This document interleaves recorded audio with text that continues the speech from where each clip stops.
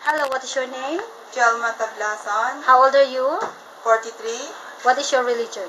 Catholic, Are you married? single, Okay, so how long you been working in Hong Kong? 10 years, Do you have any working experience in other countries? no, Okay, so how long you been working with your current employer? 10 years, Where's your employer living in? Kowloon City, How many square feet of your employer's house? 1,150, How many family member there? 4, How many children? 2, How old are they?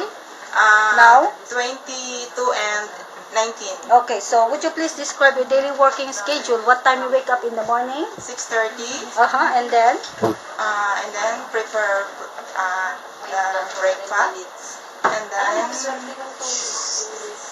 And then? after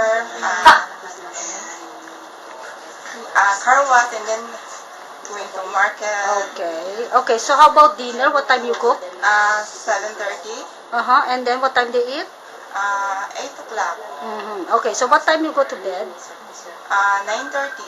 Okay, thank you so much.